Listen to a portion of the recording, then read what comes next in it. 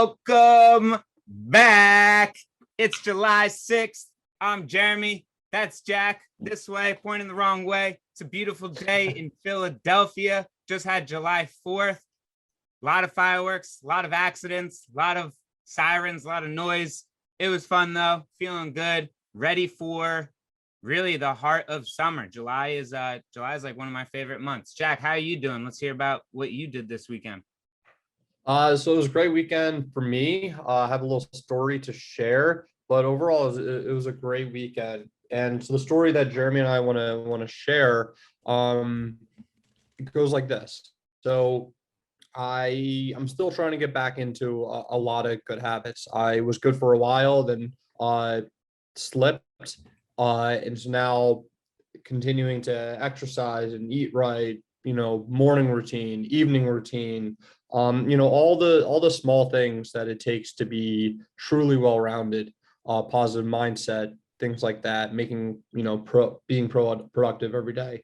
And so it must have been, may I ask what got you to start getting on the routine a little bit more? Was there anything like that happen that you're, I guess reason I ask is, this book that I've listened to probably like 30 times now, definitely sets my mind right whenever I listen to it. It's called Letting Go. Something that they say in it that every time I listen, I like remember something else, which is nice. But something that they mention is that like anger is something that gives people energy. So a lot of time when you get to anger, that's when like you kind of can make changes, or you'll have the energy or the motivation to make a change.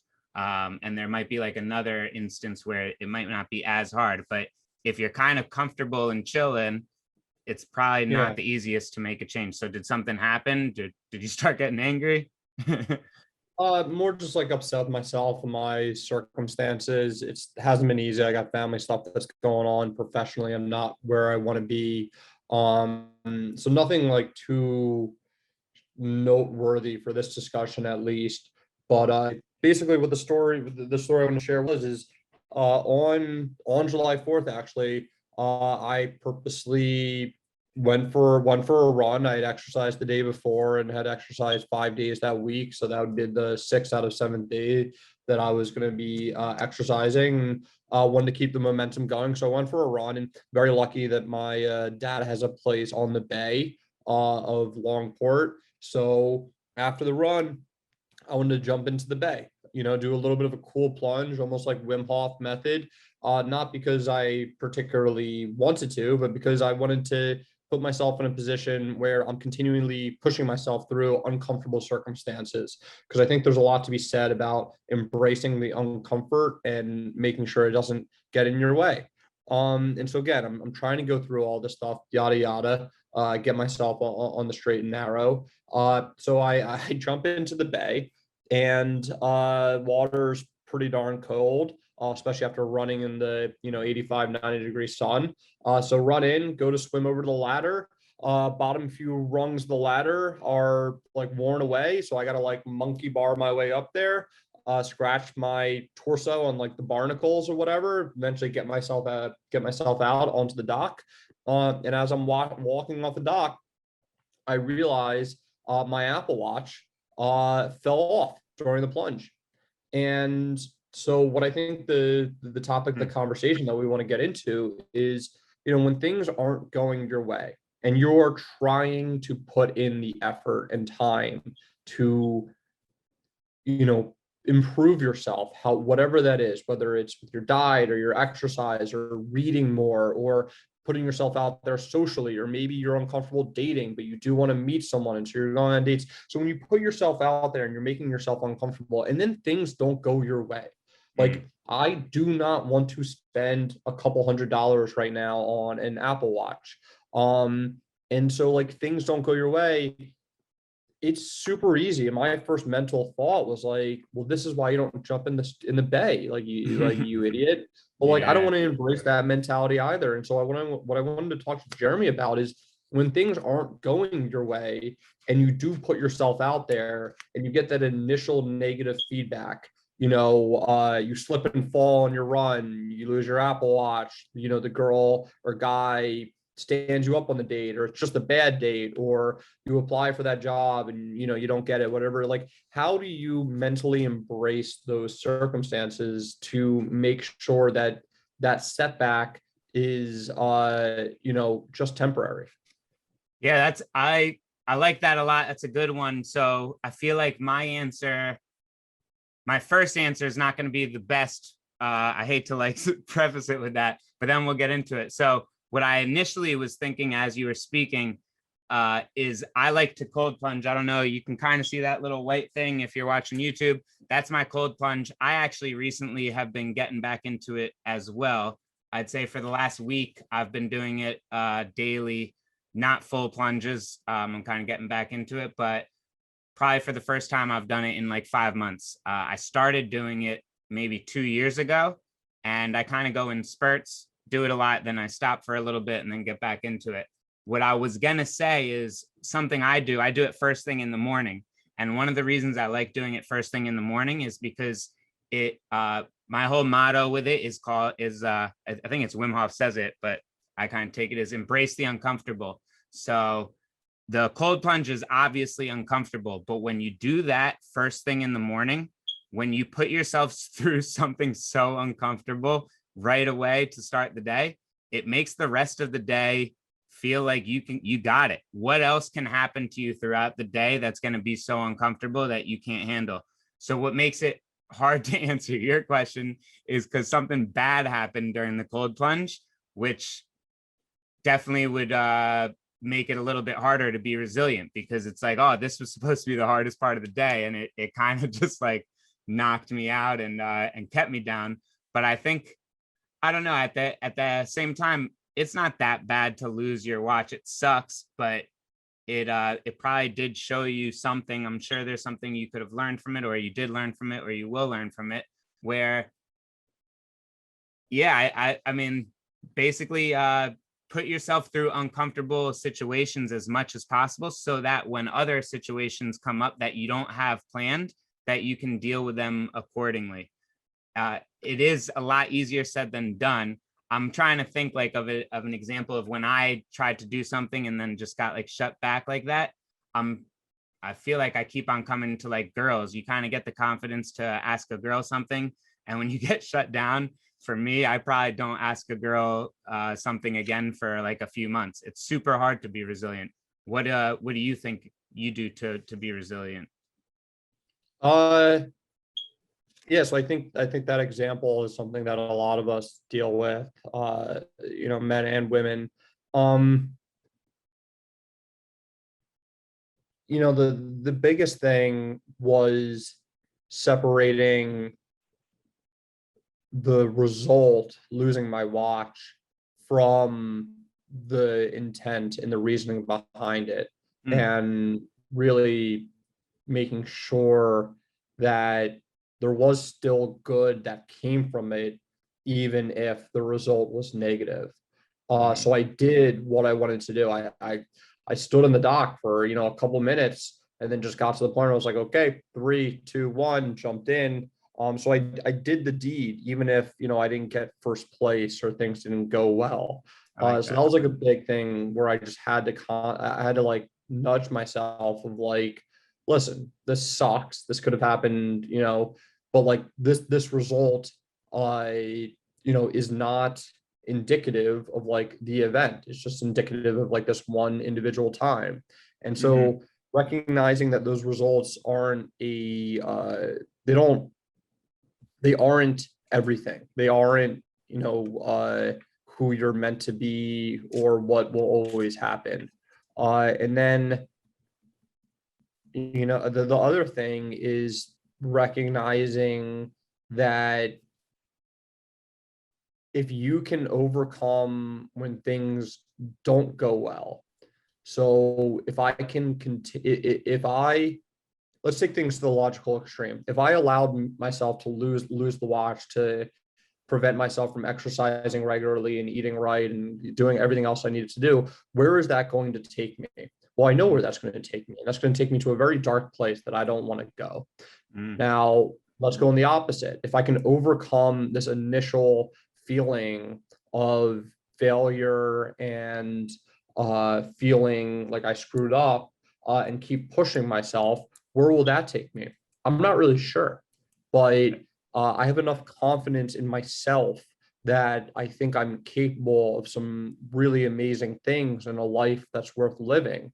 And so recognizing that at a minimum, if I succumb to the worst in me and allow that to drive my decision making, then that is a really bad place to go. And so at a minimum, I need to prevent myself from going there. And in order to prevent myself from going there, I need to prevent myself from acting overly negative or overly down on myself or whatever it is when things like losing my watch come up, especially when it's along the process of things I know that I need to do to better myself. Right. I think too, what comes to mind a little bit is what you brought up about Sam Harris a few weeks ago of like, it could always be worse. What if you like drowned or got like a huge cut or bit by a shark? Like there's a lot of worse situations than losing your Apple Watch. So that's something I think maybe to note a little bit. A couple other thoughts I had while you were speaking is really trying to figure out what you're feeling and why. And when you really figure out what you're feeling and why, I think it's a lot easier to kind of release it and realize like it's not that big a deal. So I don't know exactly how you felt with the Apple Watch, but what I would, if I lost my Apple Watch, some feelings would be like, I don't want to take the time to go and get another one. It's going to take time. I don't want to wait because I have my step counter on it and I don't want to miss steps that are counting. I'm like weird like that. I don't want to spend money, whatever. Why don't I want to spend money? Because I might not have a lot. It's not as stable, whatever. But then when you think of all of those feelings that you're feeling, it's a lot easier to kind of relinquish them, be like, okay, steps don't matter too much. Like as long as I step, I'm still healthy. That's good. Money, can I go without this for a month? Yeah, I probably can. And in a month, I'll have $200 extra to put to the side. And yeah, kind of like breaking it down, I think helps a lot, which what I would do to break it down and brings me to another point is meditating. A lot of time I definitely get angry more often than I like. I get upset at myself more often than I like. I lose shit, break my shit all the time, and it drives me nuts. And a lot of times I just get more and more angry at myself and just worked up. And I literally cycle the same like 3 bad thoughts in my head over and over. But when you meditate, you kind of can just like really think about it and you realize that you're just saying the same thing over and over, that it's not helping, and that you can just think of like a solution. And one of my favorite things, and it's not really scientific, but the book I read did have some science behind it of meditation. And I like this a lot is when, because people say to me all the time, why are you angry? Like, I thought you meditate every day. Well, if you shouldn't get angry because you meditate. No, that doesn't mean anything. Like, one, you haven't seen how angry I can get when I don't meditate. It's way less angry now. But also, just because you meditate doesn't mean you don't feel pain or feel like anger and stuff. The way that they explain it that I loved is, let's say you have a pain of 10 for losing your Apple iPhone. And let's say you have a pain of 10 because your girlfriend is mad at you. When those two things happen and you're not meditating, they multiply and it's 10 times 10, you have a pain of 100. When you meditate, the multiplication is actually just, you still have the pain of your girlfriend, you still have the pain of your Apple Watch, but it's just addition. And you have 10 and 10 and it's just 20. And 20 is a lot more manageable than 100. So like meditating, I think like helps you really break down the situation and then tackle it for what it is. Yeah, I think it's a really powerful experiment or practice to really be questioning the emotions you're feeling, because especially when things aren't going well, it's really not the losing of the watch or that one thing that one person said. There's normally a lot of things in the background that can be just adding up that you're either just not dealing with or not dealing with in the right way. And so really questioning like, are these negative emotions really because of the Apple Watch, or are these negative emotions because of other facets of my life that I'm either not attending to, or something similar? Yeah, exactly. Are you comfortable to answer that? Do you know how you felt about the Apple Watch? Um, so yeah, the Apple Watch was, the biggest thing for me was like I'll make the money to buy myself a new one. Like I'll do all that. Although right now things aren't as great as I would have hoped. Uh, but for me, the biggest thing was something I mentioned earlier about like taking things to the logical extreme. Like if I Hmm. were to allow losing my Apple Watch to be the reason that I stopped working out and working on these habits that I know I need to become the person I want to be, where is that going to take me? Well, that's Right. going to take me somewhere where I really don't want to be, like both physically how I look and mentally, so on and so forth. And you talk about you and we all go up to girls and both online or whatever and get rejected, or they ignore us or ghost, or the first date isn't as good as we would have hoped, or it was a big waste, or whatever it is. But like thinking through it, it's like, okay, well, if I insulate myself from that, if I don't put myself out there, where is that going to take me? Well, that's going to take me somewhere where like I'm going to be alone the rest of my life. And like Hmm. that's not where I want to be either. And so like that train of thought was like the most powerful thing for me, because sometimes just knowing like the negative of if I keep doing this or if I keep not doing this, where it'll take me is enough to recognize that you have to change your ways, or you have to do something like that, because you may not know what the future will hold if you change your behavior, but you do know that things won't get better if you keep doing the same old. Definitely. I think it reminds me a little bit of, I don't know if you've know Ryan Holiday. He's big into stoicism. He has a book, Yeah, he's the Daily Stoic guy. Yeah. Yeah, he says the obstacle is the way, which I like a lot. I don't always agree with the obstacle is the way. I think sometimes it's okay to go the easy route. Like, I feel like sometimes people have a job that they only work 6 hours a day, let's say, and like other people guilt them and go, oh, they're only working 6 hours a day. It's okay if you have a dope job and it only requires 6 hours a day. That's my little side piece. But the obstacle is the way generally most of the time. You got to do the hard things to get to where you want a lot of the time. You got to put the work in. You got to work out to run a marathon. You can't just run a marathon. You got to, whatever it might be, the obstacle is the way, which I guess brings me back to Wim Hof. Something I really like about Wim Hof is, some science behind Wim Hof is basically humans are in homeostasis. I don't know if I'm saying that correctly, but humans are mostly in homeostasis like the majority of their life. So homeostasis is basically just like extreme comfort. We're always comfortable. We are in 70 degrees 99% of the time. When it's too hot, we put AC on. When it's too cold, we put the heat on. When we go outside, we have coats and all of that. So because of that, though, because humans are so comfortable all the time, we actually lose something called brown fat, which is another like reason for the Wim Hof, the cold plunge. So babies or kids, when they're born, have a certain percentage of brown fat. And I'm not an expert on this. Don't quote me on any of it, but I got the general idea of it. Brown fat is good fat. It like helps you stay leaner somehow. It helps you with a bunch of things, maybe like change temperatures. Not exactly sure, but it is good.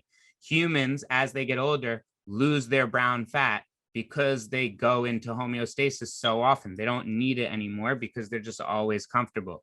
What the cold plunge does is it actually helps you build up your brown fat again, which will help you just deal with the different changes. So I guess my main point is that like being comfortable feels good, but it literally isn't good for you. Like I don't think homeostasis is good for you. I don't think being in homeostasis all the time is good for your body. It's good to kind of shock it a little or to test it a little to make sure it stays strong and like and keep it active.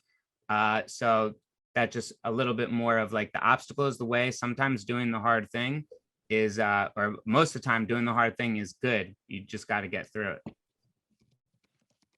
Yeah. Um, no, I agree with that a lot.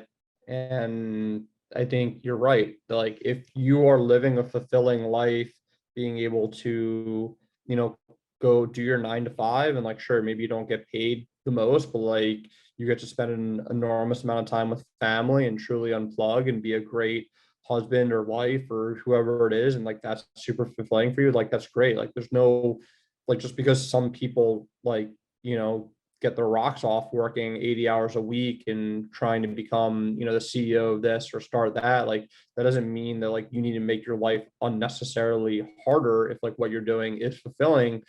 But if it's not fulfilling, then the worst thing you can do is clock out 9 to 5 and just complain about it for like 20, 30, 40 years. Like you Great got to point. make that, you know, you gotta, if something isn't right, whether it's a relationship or your relationship with yourself or like whatever it is, like the worst thing that you can do is just, you know, run your mouth every chance you get, but not open the book, open up the web browser, see what else is out there, educate yourself, take those chances. Because you know that, you know, if you close your eyes for the next 30 years, like you're going to be right back to where you started and you're going to be miserable. But Yep. yeah. So what are you gonna do to be uncomfortable moving forward? You gonna continue cold plunges at the bay? Yeah. Well, I'm not there right now. Like no, my biggest thing is I need to uh I need to just commit. Mm, I'm at my best, and you know, my mom can tell you this. I'm at my best when I'm at my busiest. mm, If you ask me to do one thing over the next 3 weeks, I will wait until day number 20 to do it before day number 21. But if you give me one day to do it, and I have the craziest schedule in the world, I'll find a way to get it in or organize it or something like that. So I need to commit and push myself so that I can be in a position where I get my juices going again, because that's really when I'm at my best. So, you know, getting back into the hard routines and things like that is super important for me. I like it. Speaking of your mom, I would love to meet her. We should have her on an episode coming up. We'll have her, my mom and your mom. I'm sure they're both Jewish grandmas, and we'll talk the whole time, and it'll be a lot of fun. That would be cool. Yeah, that sounds pretty darn scary to me, but Yeah. Where's your maybe mom? one day. Is your mom from Philly? My mom is from Philly. Yep. Like born and raised? Yeah, yeah. Nice, good stuff. My mom's a Long Island girl. But yeah, no, I agree with all of that. I think it's important to keep on trying new things. I think a lot of people tend to not, and I think it's a good thing. I've kind of in the last 2 years, actually, I did a lot of uncomfortable things, and I'm kind of like hooked on it now. I really enjoy being uncomfortable, as weird as that sounds. But in the last couple of years, I took dancing lessons. I took what other things did I do? I can't even think. Oh, took dancing lessons. I made a song. I did a bunch of things that I knew I uh, would be uncomfortable of my whole life, but I decided like, no, embrace the uncomfortable, do it. And I actually realized like I enjoyed a lot of these things, that they're not as like weird or yeah, they're actually fun hobbies. And a lot of times I think people realize that when you just push yourself and do something a little bit uncomfortable, there's a lot of benefits that you get from it. What's the last like wild new thing, uncomfortable thing you've done besides that cold plunge? Is there anything you can think of recently that you was not like you, but you're just like, I'm gonna do it? Um, I did a stand-up routine too. Did I ever show you my stand-up routine? no, you're gonna have to show me that one day. Yeah, I'll show you my stand-up. That was very uncomfortable. But honestly, of all the things I've done, that was probably the most uncomfortable, and then it was the most fun too. So a lot of time, the more uncomfortable you are, maybe like the better the outcome is. Okay. No, I don't have that.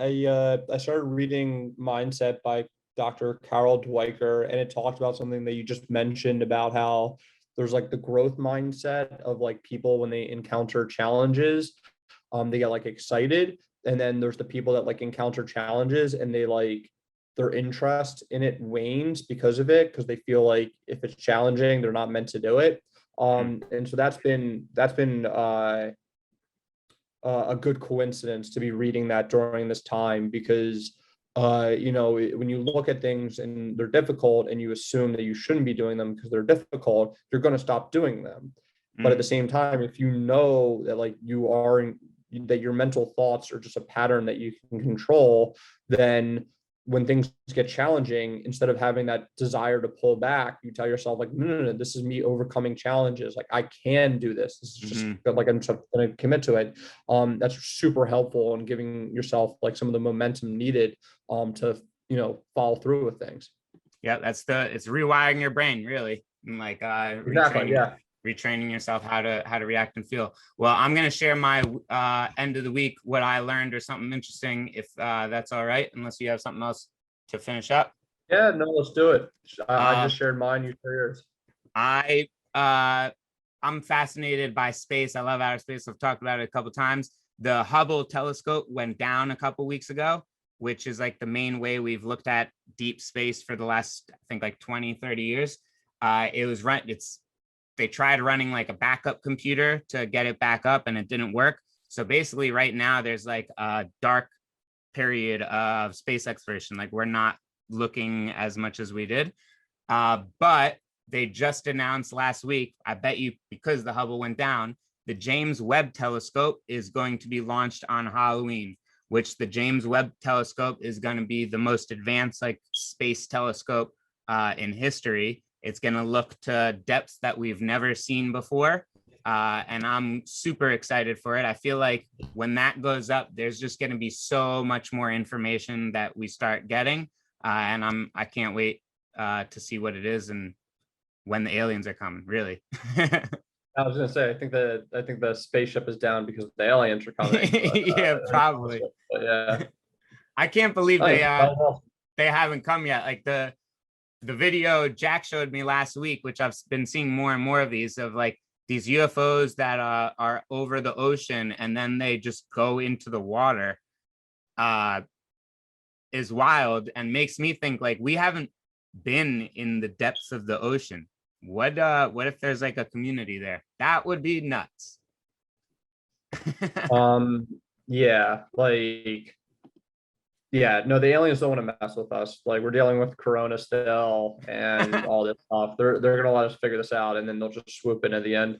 Yep, true that. Well, I think that's about it for Jack and Jared. Unless Jack, you have any closing statements? No, guys, really appreciate you guys listening. Let us know what you like, what you don't like. And keep grinding, make yourself uncomfortable, get better each day. Don't be a slave to your emotions. And yeah, I like it. And if you really want to be uncomfortable, come on the Jack and Jers show. We will make you as comfortable as we can. We got 2 guests coming in July. Both of them have actually like pretty big following, so I'm excited for that.